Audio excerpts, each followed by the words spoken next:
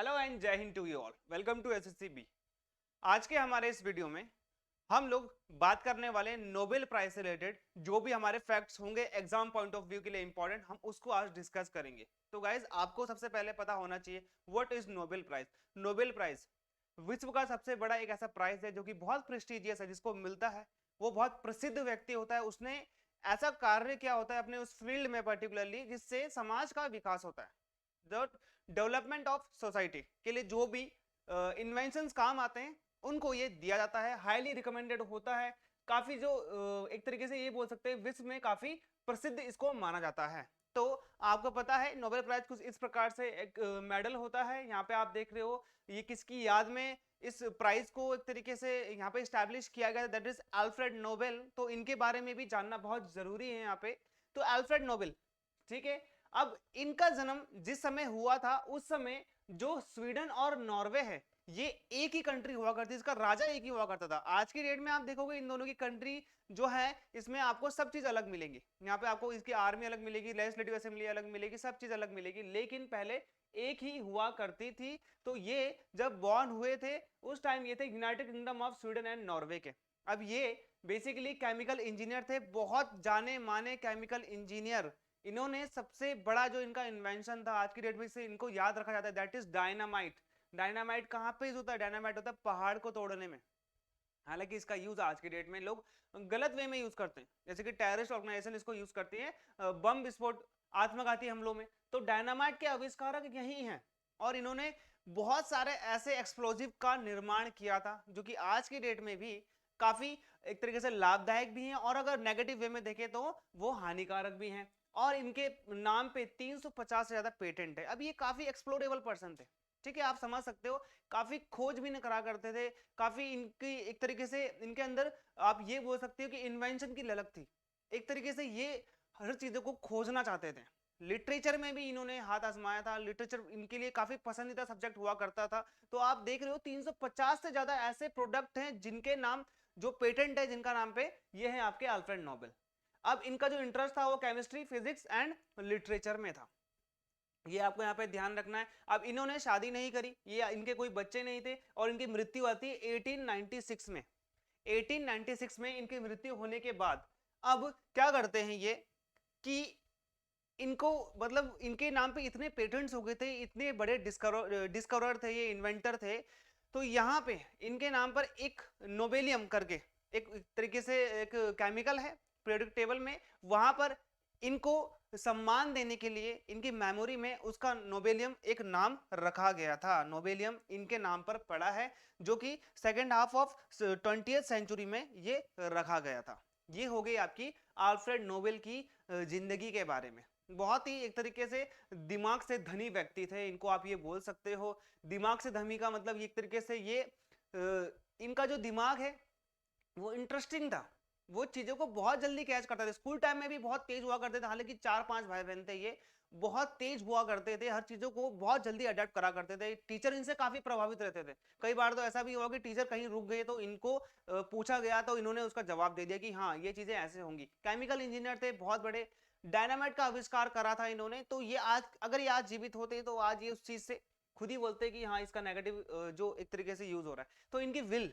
इन्होंने अपनी वसीयत में क्या लिखा था, बहुत पैसा कमाया जीवन में, बहुत ज्यादा पैसा कमा दिया। इसके बाद इन्होंने बोला कि ठीक है जो मेरा पैसा मैंने कमाया है उसको मैं एक नोबेल कॉज में लगाऊंगा, नोबेल कॉज में यानी कि एक अच्छे कार्य में लगाऊंगा। तो इन्होंने वसीयत लिखी मरने से पहले 1895 में। अब इन्होंने अपने पैसा जो बोला कि मेरा पैसा एक सेफ सिक्योरिटीज में क्या हो जाएगा, कन्वर्ट हो जाएगा। मेरे कोई बीवी बच्चे नहीं है, कोई मेरे आगे पीछे नहीं है, तो एक सेफ सिक्योरिटी में उसको आप क्या करते हैं, जैसे हमारा पैसा हम लोग किस में लगाते हैं, एक इंश्योरेंस में लगा देते हैं, कभी हम लोग इन्वेस्ट कर देते हैं, कभी हम लोग उसका गोल्ड खरीद लेते हैं। तो यहाँ पे इन्होंने बोला कि सेफ सिक्योरिटीज में इसको क्या करना है, लगा देना है। और जो पैसा मेरा आप रखोगे उससे जो इंटरेस्ट मिलेगा उसको आप क्या करोगे, जिन व्यक्तियों ने पिछले साल अपने क्षेत्र में बहुत बढ़िया काम करा है समाज के विकास के लिए, उनको वो पैसा आप दे देना। तो यहां पर आपने देखा है कि एनुअल प्राइज, और इन्होंने बोला कि जब आप एनुअल प्राइज दोगे पिछले साल के सभी व्यक्तियों को तो वो 5 फील्ड में होना चाहिए। हालांकि आपको पता है नोबेल आज के डेट में 6 फील्ड में दिया जाता है, लेकिन इन्होंने जो जिक्र किया था अपनी विल में उसमें बोला था कि सिर्फ 5 क्षेत्र में ही क्या दिया जाएगा, नोबेल दिया जाएगा। पहला तो हो गया आपका फिजिक्स एंड केमिस्ट्री, फिजिक्स और केमिस्ट्री उनका ही सबसे अच्छा सब्जेक्ट था। अब ये कौन देगा, स्वीडिश एकेडमी ऑफ साइंस, ये ठीक है, स्वीडिश एकेडमी एंड साइंस एक ही बात है। तो स्वीडन की एकेडमी ऑफ साइंस ये देगी फिजिक्स एंड केमिस्ट्री। फिजियोलॉजी या फिर इसे हम मेडिसिन भी बोलते हैं, फिजियोलॉजी या फिर इसे मेडिसिन, ये देगा कैरोलिंस्का इंस्टीट्यूट ऑफ स्टॉकहोम, ठीक है, ये हो गया आपका नॉर्वे का। तो ये तीसरा है लिटरेचर, ये फिजिक्स केमिस्ट्री और लिटरेचर इनका खुद का बहुत अच्छा सब्जेक्ट था, तो ये इन्होंने लिटरेचर बोला बाय स्वीडिश एकेडमी, ये भी स्वीडिश एकेडमी देगी। और बाद में बोला पीस, वो व्यक्तियों के लिए। अब ये पीस वाले में इनके पर काफी बड़ा विवाद भी उठा था कि हाँ इन्होंने खुद तो डायनामाइट का आविष्कार करा जिससे पीस ही नहीं होता। अब ये पीस का जिन्होंने इन्होंने जो अपनी विल में बोला था कि पीस का जो अवार्ड है आप उसको देना जिसने पिछले साल देशों के बीच में मतभेद होने से बचाया हो लोगों को, एक तरीके से लोगों को आत्मघाती हमलों से बचाया हो, कोई ऐसा ऑर्गेनाइजेशन हो जो इन सब चीजों के लिए काम कर रहा हो, विश्व में शांति लाने की कोशिश कर रहा हो और ये कोशिश कर रहा हो कि समाज में ऐसी घटनाएं ना हो जिससे व्यक्तियों की जान जाए। तो खुद इन्होंने डायनामाइट का आविष्कार किया था, तो यहाँ पे पीस में इन्होंने ये बोला कि ऐसे व्यक्तियों को देना। तो ये पीस का जो एक तरीके से यहाँ पे आप देख सकते हो जो पीस अवार्ड है वो दिया जाता है 5% जो कि इलेक्टेड होते हैं नॉर्वे की पार्लियामेंट से। नॉर्वे की पार्लियामेंट से 5 व्यक्ति क्या होंगे, इलेक्टेड होंगे और वो लोग क्या करेंगे, पर्टिकुलरली इस पर्सन को चुनेंगे, ठीक है। तो ये थी 5 फील्ड, हालांकि आगे जाकर हम लोग एक और फील्ड इसमें ऐड करेंगे। तो यहाँ पे आपने समझना है कि जो हमारे Nobel peace prize, Nobel prize है एक तरीके से, वो 1900 में स्टार्ट हुए थे और पहला जो प्राइज है 1901 में स्टार्ट हो गया था। और पहला जो प्राइज किसे मिला था, इससे रिलेटेड आपको बहुत सारे मतभेद देखने को मिल जाएंगे, ठीक है। एक कोई बोलता है रॉबिन्सन को मिला था, तो कई सारी चीजें हैं यहाँ पर। अब बात आती है 1968 की। 1968 में क्या होता है कि जो नोबेल इन इकोनॉमिक साइंस है, ठीक है, ये क्या बोलती है कि जो स्वीडन की सेंट्रल बैंक, जैसे कि आपका इंडिया का आरबीआई है वैसे स्वीडन का एक सेंट्रल बैंक है स्वीडिश, एक तरीके से यहाँ पे सेवर्जी रिस्क बैंक, सिवर्गी रिस्क बैंक जो कि आपका स्वीडन का सेंट्रल बैंक है, इसने बोला कि हम हमारे 300 साल यहाँ पे पूरे हो चुके थे 1968 में, तो 300 साल में हमने जो पैसा कमाया, बहुत पैसा इनके पास था, इन्होंने बोला कि ठीक है हम ये नोबेल कमेटी को देते हैं और ये नोबेल जो प्राइज देती है उन कमेटी को देते हैं, उस कमेटी को पैसा जो हम देंगे ये पर्टिकुलरली ये उस बंदे को दिया जाएगा, उस व्यक्ति को दिया जाएगा जिसने इकोनॉमिक के क्षेत्र में बहुत अच्छा योगदान दिया होगा पिछले साल में। तो यहाँ पे 1968 में नोबेल इन इकोनॉमिक्स स्टार्ट हुआ था बाय द डोनेशन। किसने पैसा दिया था, स्वीडिश सेंट्रल बैंक जिसका नाम था सेवर्जी रिस्क बैंक, ठीक है, जो कि नोबेल फाउंडेशन है, जो कि ये क्या देती है, नोबेल प्राइज देती है लोगों को चुनकर। अब ये रॉयल स्वीडिश ऑफ एकेडमी यही चुनेगी किसके लिए, इकोनॉमिक्स के प्राइज के इस व्यक्ति को चुनना है, वो कौन चुनेगी, Royal Swedish Academy of Science, जिसने फिजिक्स और केमिस्ट्री के लिए भी चुनना है।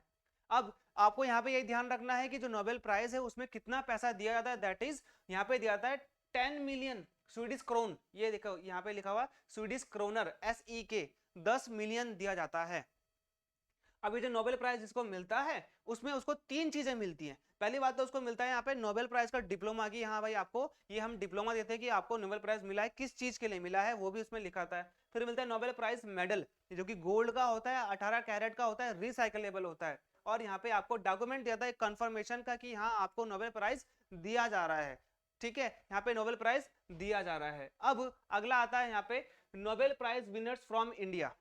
भारत से नोबेल प्राइज किस किस को मिला है, तो सबसे इंपॉर्टेंट यहाँ पे 1913 में आएगा आपका रविंद्रनाथ टैगोर, जिनको ये जो प्राइज था ये दिया गया था लिटरेचर यानी कि साहित्य के क्षेत्र में, क्योंकि इन्होंने एक बुक लिखी थी अपनी, यहाँ पे आएगा गीतांजलि, जो कि एक कंपाइलेशन है, एक ग्रुप, एक तरीके से यहाँ पे आप बोल सकते हैं कलेक्शन ऑफ पोएम्स है, इनकी कविताओं का एक संग्रह है, एक बुक में लिखा इन्होंने, इसे हम बोलते हैं गीतांजलि, जिसमें लिखा गया है बहुत इंपॉर्टेंट इनकी सारी की सारी कविताएं।